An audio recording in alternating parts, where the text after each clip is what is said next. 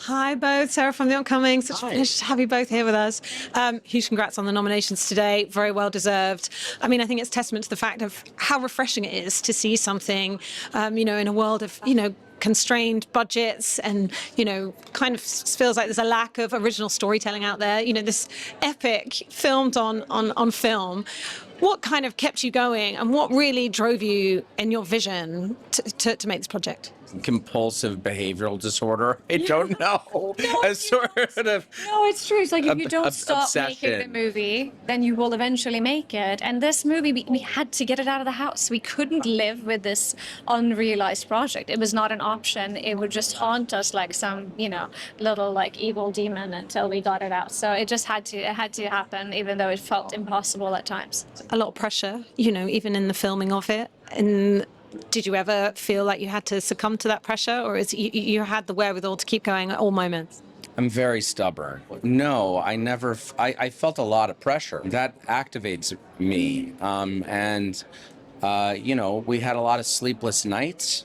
But we always knew that we would finish it one way or another, as long as it didn't get, hit by a bus in the process. And I love the fact that it feels both epic and intimate at the same time, and particularly when you look at all these sort of complex relationships.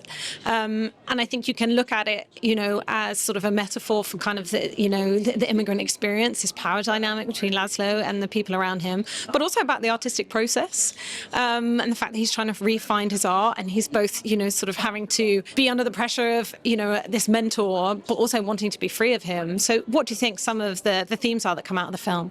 I think you put it so beautifully. I think you're spot on. I think that we're so close to this story. We spent so many years working on it.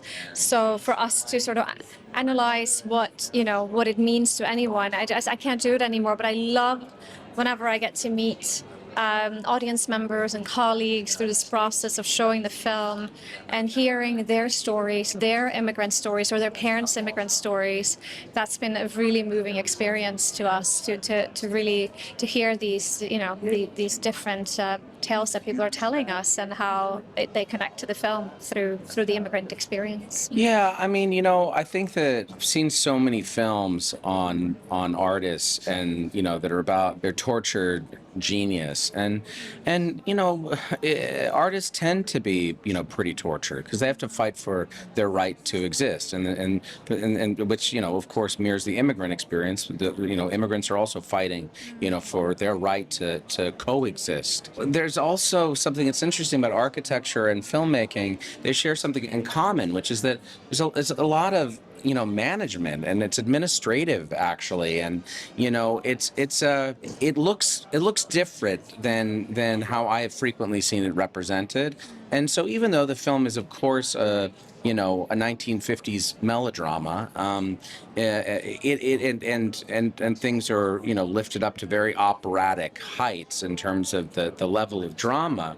There are a lot of details in there that we have sort of imbued the film with that closely or more closely resemble what our experience is when we're making a movie.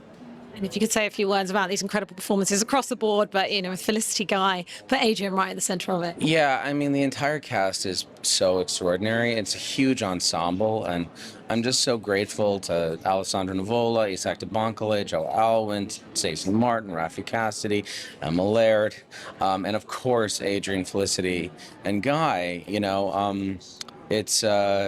They're all so great that they've really they start to cancel each other out. Fantastic. Huge congratulations on the film and your nominations today. Thanks so much.